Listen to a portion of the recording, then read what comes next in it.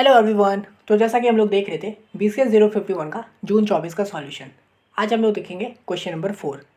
तो ये बोल रहा है explain the methodology for identification of objects in object oriented design with an example.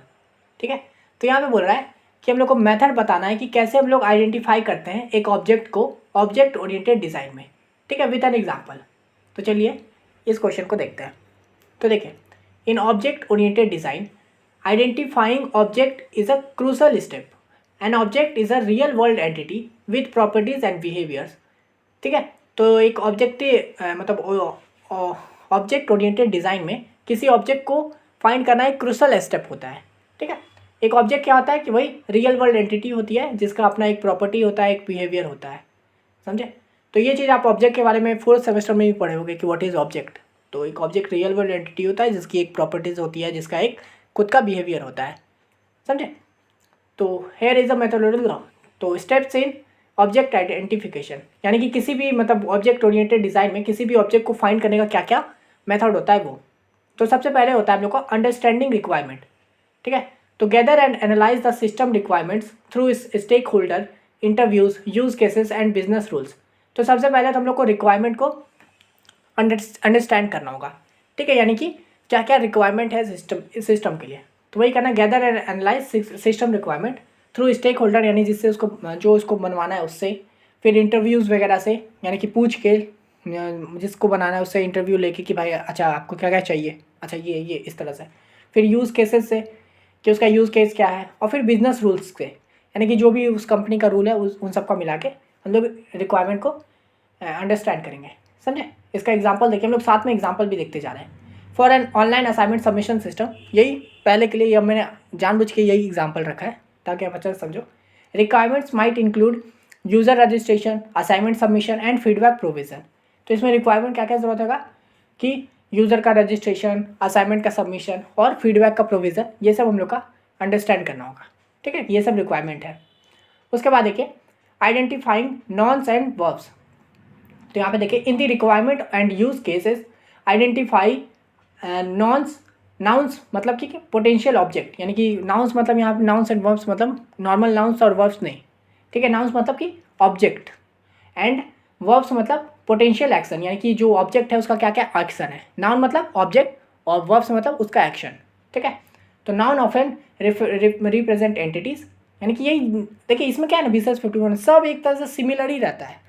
तो आपको ऐसे जब आप लाइन से अगर ये PDF को देखते आ रहे हो तो आपको फील आ रहा होगा कि अरे यार ये सब तो हाँ मैं जानता हूँ एंटिटी क्या होता है। जैसा मैंने स्टार्टिंग में बताया था आपको, एंटिटी मतलब क्या कि कोई वैल्यू जिसका अपना कोई काम कर रहा है, किसी तरह का उसका नाम है, ID है वगैरह वो सब।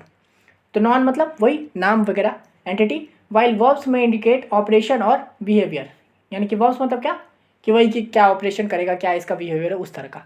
ठीक है, तो एग्जाम्पल के लिए फ्रॉम द रिक्वायरमेंट, नाउन्स क्या होगा हम लोगों के रिक्वायरमेंट के हिसाब से, यानी कि ये ऑनलाइन असाइनमेंट के हिसाब से क्या है, इसमें नाउन्स क्या बनेगा, वही एंटिटी क्या क्या बनेगा। आप खुद ही सोचिए, आप बना चुके हो या डायग्राम।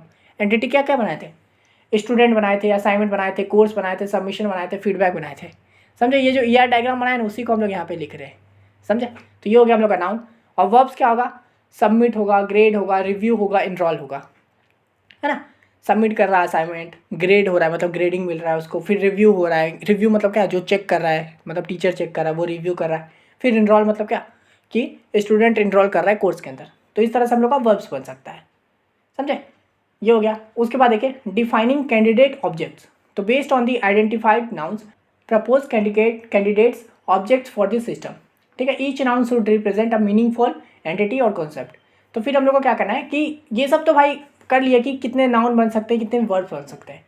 फिर हम लोग को क्या करना है कि कैंडिडेट ऑब्जेक्ट को चुनना है, यानी कि किसका ज़्यादा ज़रूरत है ना, किसका ज़रूरत नहीं है। मतलब एंटिटी तो बहुत सारा हो सकता है, अपने हिसाब से कुछ भी सोच सकते हैं बहुत सारा, लेकिन सबका ज़रूरत है तो ज़रूरी नहीं है कि सबका ज़रूरत पड़े। तो अपने हिसाब से उसमें हम लोग को कैंडिडेट ऑब्जेक्ट को ढूंढेंगे कि अच्छा हाँ हमको ये चीज़ का ज़रूरत है मेरे इस सिस्टम के लिए।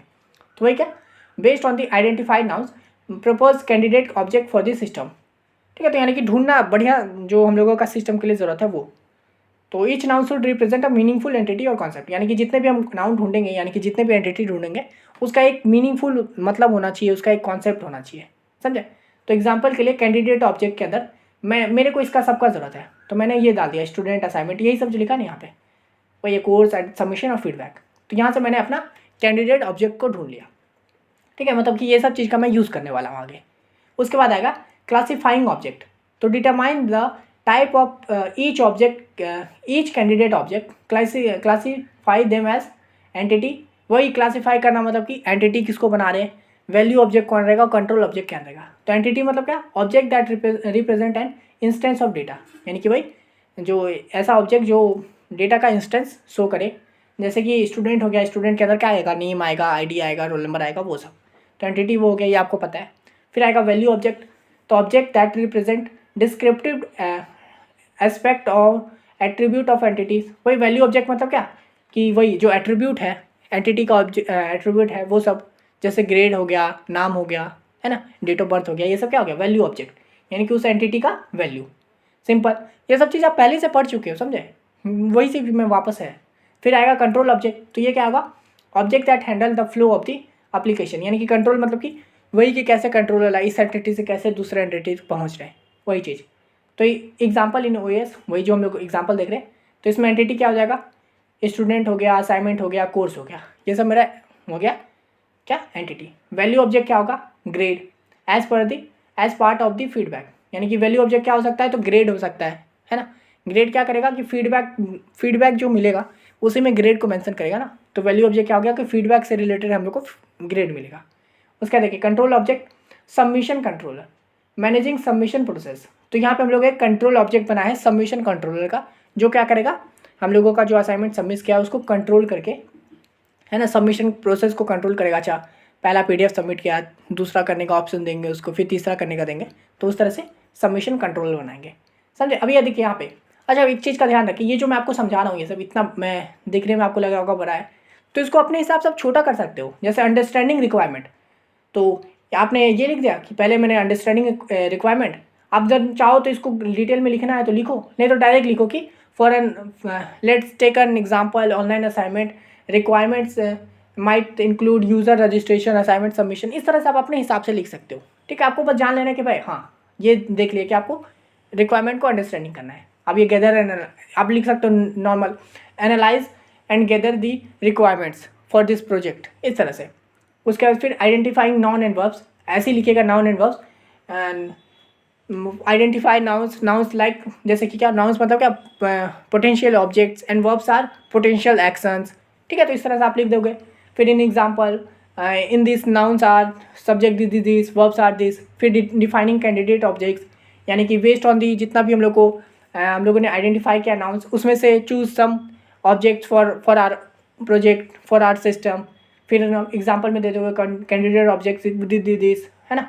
फिर क्लासीफाई ऑब्जेक्ट्स, यानी कि क्लासीफाई कर दो ऑब्जेक्ट को, उसको भी एक सबको कैंडिडेट की में बांटो, जैसे कि कौन एंटिटी है, कौन सा वैल्यू ऑब्जेक्ट है, कौन सा कंट्रोल ऑब्जेक्ट है। अगर आप चाहो तो इस पूरे स्टेप को ही हटा दो, ठीक है, क्लासीफाई किए बिना ही काम चलाओ, समझे। आपने कैंडिडेट बना दिया ना, मत करो क्लासीफाई। तो इस तरह से भी कर सकते हो, लेकिन अपने हिसाब से। अब जरूरी नहीं है कि क्लासीफाई में ये लिखो, आप लिख दोगे determine the type of each candidate object, ठीक है। अब जरूरी नहीं है ये तीनों लिखो, इसको हटा दो, लिखो एग्जाम्पल इन ओएसएस, एंटिटी हो गया मेरा दिस, वैल्यू ऑब्जेक्ट हो गया दिस, ग्रेड, है ना। फिर कंट्रोल ऑब्जेक्ट हो गया, ऐसे करके आपने एक कंट्रोल बना दिया सबमिशन नाम का। जरूरी नहीं है ये सबमिशन कंट्रोल ही नाम हो, ठीक है, आपने सबमिशन नाम का बना दिया। फिर आप देखिए, फिर है establishing relationship, define the relationship between the identify objects, this include association, aggregation and inheritance. तो फिर आप क्या करना है कि हम लोग का रिलेशनशिप इस्टेब्लिश करना है। तो इसका एग्जाम्पल क्या होगा, वही चीज़ लिखे हैं, इसी को डिटेल में लिखे, इस्टेब्लिश रिलेशनशिप को डिटेल में लिखे कि रिलेशनशिप बिटवीन दी ऑब्जेक्ट, यानी कि वही एंटिटी के बीच में रिलेशनशिप बनाओ, है ना। इसके अंदर ये सब आ सकता है, एसोसिएशन, ये सब टाइप हुआ इसका। तो फॉर एग्जांपल, इसका example, a student can enrol in multiple courses, है ना, यानी कि एक स्टूडेंट जो है रिलेशन कोर्स के साथ क्या रिलेशन बन रहा है, तो वो मल्टीपल कोर्स के अंदर इनरोल कर सकता है। A course can have multiple assignment, और कोर्स के अंदर बहुत सारे असाइनमेंट हो सकते हैं। An assignment can have multiple submission, यानी कि एक असाइनमेंट के बहुत सारे सॉल्यूशन भी, मतलब सबमिशन भी हो सकते हैं, समझे। तो इस तरह से हम लोगों ने क्या किया, रिलेशनशिप बना दिया स्टूडेंट का कोर्स के साथ असाइनमेंट का सबमिशन के साथ, ठीक है। उसके बाद आएगा रिफाइनिंग ऑब्जेक्ट्स, तो review and refine objects and their relationship to ensure accuracy. फिर वही ऑब्जेक्ट रिफाइन कर देना, ऑब्जेक्ट को भी रिव्यू करना, अगर कोई ऑब्जेक्ट बेवजह है, काम का नहीं है, तो उसको हटा दो, अगर कोई एक्स्ट्रा चाहिए तो उसको ले लो, तो वो कह रहे ना दियर रिलेशनशिप टू इंश्योर एक्यूरेसी, तो वही सबके बीच का रिलेशनशिप को भी एकदम बढ़िया से देखना है ताकि एक्यूरेसी बरकरार रहे। एग्जाम्पल के तौर पर review whether submission and feedback should be closely tied और मर्ज, यानी कि जो सबमिशन है और फीडबैक है, सबमिशन के बाद ही फीडबैक होने वाला है ना, तो ये दोनों के बीच का जो रिलेशन है ये एकदम बढ़िया होना चाहिए, एकदम एक्यूरेट होना चाहिए, क्योंकि सबमिशन होगा उसी के बाद फीडबैक पे जाएगा वैल्यू। ठीक है, तो वही करना है, review whether submission should be closely tied और मर्ज, यानी कि दोनों एकदम क्लोजली होना चाहिए, टाइड होना चाहिए, या फिर दोनों मर्ज हो जाना चाहिए। तो इस तरह से क्या होगा कि हम लोग का ऑब्जेक्ट बढ़िया से काम करेगा। उसका आएगा क्रिएटिंग क्लास डायग्राम। तो once the object and relationship are identify, create class diagram to visualise the structure and interaction between the object. वही क्लास डायग्राम बना दो, जब ऑब्जेक्ट हम लोग का ऑब्जेक्ट बन गया, रिलेशनशिप बन गया, तो भी डायग्राम बना दो। जैसे फॉर एग्जांपल आप चाहो तो या डायग्राम बनाओ, क्लास डायग्राम बना दो कि कैसे काम कर रहा है, समझे। तो इस तरह से हम लोग का पूरा ये काम करता है, कैसे आइडेंटिफाई करते हैं ऑब्जेक्ट्स को।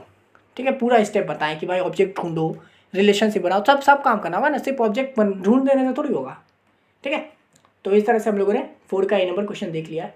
अगर आपको ये PDF चाहिए BCS51 जून 24 का, तो मुझे इंस्टा पे मैसेज कर दीजिए, इंस्टा का लिंक डिस्क्रिप्शन में। फ्री PDF नहीं है, पेड PDF है। ठीक है, अब चलिए हम लोग 4 का बी नंबर देखते हैं। Explain the term module testing and integration testing. देखिए ये क्वेश्चन काफ़ी इंपॉर्टेंट है, आते रहता है। टेस्टिंग के रिलेटेड जितने भी है ना वो बहुत इंपॉर्टेंट है, जैसे black box testing, white box testing, उस तरह का भी क्वेश्चन इसमें आता है। आप इसका प्रीवियस ईयर जरूर देख लीजिएगा, जितने भी टेस्टिंग टाइप के क्वेश्चन है उन सबको अच्छे से कर लीजिए। ठीक है, देखिए 10 मार्क्स का क्वेश्चन है ये। तो ये हम लोग का सबसे पहले चलिए मॉड्यूल टेस्टिंग के बारे में देखते हैं। ठीक है, तो देखिए module testing also known as unit testing involves testing individual components or modules of a software application in isolation. The primary goal is to verify that each module meets its specific requirements and performs its intended task without error. समझे। तो देखिए नाम है module testing. आप module के बारे में सुने हुए हो, इसी प्लेलिस्ट में आप मॉड्यूल के बारे में मेरे मुँह से सुने हुए। मॉड्यूल क्या होता है, यानी कि एक बहुत बड़ा प्रोजेक्ट है, उसको अलग अलग मॉड्यूल में तोड़ देना है ना, अलग अलग काम में तोड़ देना, तो वही हो गया मॉड्यूल। तो मॉड्यूल टेस्टिंग मतलब यूनिट टेस्टिंग, इसी को यूनिट टेस्टिंग भी बोलते हैं। इसमें क्या होता है कि टेस्टिंग इंडिविजुअल कंपोनेंट और मॉड्यूल, यानी कि इंडिविजुअल कंपोनेंट है या अलग अलग मॉड्यूल है ना, एक प्रोजेक्ट का अलग अलग मॉड्यूल बना दिया, तो उन सबको इंडिविजुअली चेक करना, उसी को कहते हैं मॉड्यूल टेस्टिंग। ठीक है, of software application in isolation, यानी कि आइसोलेशन में, यानी कि एक एक करके, जैसे पहला मॉड्यूल हो गया, मॉड्यूल 2 हो गया, मॉड्यूल 3 हो गया, पेमेंट मॉड्यूल हो गया, है ना, सबमिशन मॉड्यूल हो गया, इस तरह से सबको आराम से एक मॉड्यूल पे काम किया, उसको टेस्ट किया, वही हो गया हम लोग का मॉड्यूल टेस्टिंग। ठीक है, इसका प्राइमरी गोल क्या होता है कि each module meets specific requirement, यानी कि इसका मेन काम क्या होता है कि ये जो मॉड्यूल है, मतलब ये जिस काम के लिए, यानी कि ये पेमेंट अगर मॉड्यूल है तो ये सही से पेमेंट कर पा रहा है कि नहीं, ये सही से पेमेंट एक्सेप्ट कर पा रहा है कि नहीं। ठीक है, ये सही से पेमेंट का रिसिप्ट दे पा रहा है कि नहीं, मेरे को बस इसका देखना है, बाकी पूरा प्रोजेक्ट क्या कर रहा है वो नहीं, उससे मेरे को मतलब नहीं है, मेरे को सिर्फ इस मॉड्यूल का देखना है। ठीक है, तो ये each module meets specific requirement and perform it's intended task without error, यानी कि ये जो इसका जो काम है ये अच्छे से कर पा रहा है कि नहीं, ये जो मॉड्यूल है, ये जो कंपोनेंट है, ये कर पा रहा है कि नहीं। ठीक है, यही हो गया मॉड्यूल टेस्टिंग। देखिए कितना सिंपल है, और इसी को यूनिट टेस्टिंग भी बोलते हैं, इसका ध्यान रखिएगा। अगर मान लीजिए कभी पूछ लेता है यूनिट टेस्टिंग क्या होता है, तो भी यही आंसर लिखोगे। ठीक है, अब देखिए इसका की कैरेक्टरिस्टिक लिख देते हैं। तो इसका फोकस क्या होता है, इंडिविजुअल मॉड्यूल्स और यूनिट ऑफ कोड, यानी कि वही फोकस क्या होता है कि भाई इंडिविजुअल मॉड्यूल, यानी एक एक मॉड्यूल को फोकस रहता है इसका, समझे, या फिर यूनिट ऑफ कोड्स या फिर फंक्शंस बोल सकते हो, यानी कि एक फंक्शन का चेक करने का काम होता है इसका। इसका स्कोप क्या होता है, smallest testable unit of code, यानी कि इसका स्कोप क्या होगा, यानी कि ये पूरा थोड़ी कोड को चेक कर रहा है, ये नॉर्मल छोटा सा मॉड्यूल या फिर एक मॉड्यूल को चेक कर रहा है। तो smallest testable unit of code, यानी कि एक पर्टिकुलर यूनिट ऑफ कोड को चेक करता है। फिर देखिए इसका टेक्निक क्या है, तो white box testing techniques like statement coverage, branch coverage and path coverage are often used. ठीक है, तो इसमें देखिए टेक्निक में क्या यूज़ होता है, वाइट बॉक्स टेस्टिंग इसमें यूज़ होता है। ठीक है, मैंने जैसा बताया था वाइट बॉक्स टेस्टिंग का एक पर्टिकुलर क्वेश्चन बनता है, वाइट बॉक्स और ब्लैक बॉक्स, तो इसको भी एकदम अच्छे से देख लीजिएगा। ठीक है, तो ये जो मॉड्यूल टेस्टिंग होता है ना, इसी के अंदर वाइट बॉक्स टेस्टिंग भी होता है। जैसे कि कवरेज, स्टेटमेंट कवरेज, यानी कि ये जो मॉड्यूल है ये सही से कवरेज कर पा रहा है कि नहीं, इसका ब्रांच कवरेज कर पा रहा है कि नहीं, ये पूरा ब्रांच, मान लीजिए इस मॉड्यूल के अंदर भी अलग अलग ब्रांच है तो उनको कवरेज कर पा रहा है कि नहीं। फिर पाथ कवरेज, यानी कि सब काम को, मतलब एक पाथ एक जगह से दूसरे जगह पे सही से जा पा रहा है कि नहीं। तो ये सब टेक्निक यूज़ होता है हम लोग का मॉड्यूल टेस्टिंग के अंदर। ठीक है, उसके बाद आता है बेनिफिट्स।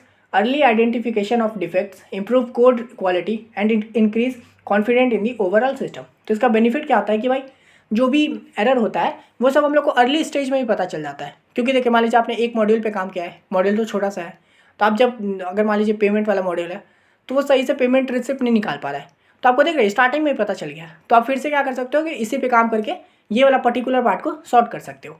तो इससे क्या होगा कि भाई ओवरऑल आपका कोड की जो क्वालिटी है वो बढ़ जाएगी, है ना, क्योंकि हर काम परफेक्ट होके आ रहा है। तो वही हो गया डिफेक्ट्स, इंप्रूव कोड क्वालिटी, समझे। तो ये हो गया हम लोग का बेनिफिट्स। अब चलिए इंटीग्रेशन टेस्टिंग के बारे में देखते हैं। तो integration testing involves testing the interaction and communication between different modules और components of a software application. ठीक है, तो the primary goal is to ensure that this module work together seamlessly and the data flows correctly between them. देखिए integration testing नाम से पता चला, integration, समझ रहे, इंटीग्रेशन मतलब 2 लोगों 3 लोगों का इन्वॉल्वमेंट होगा।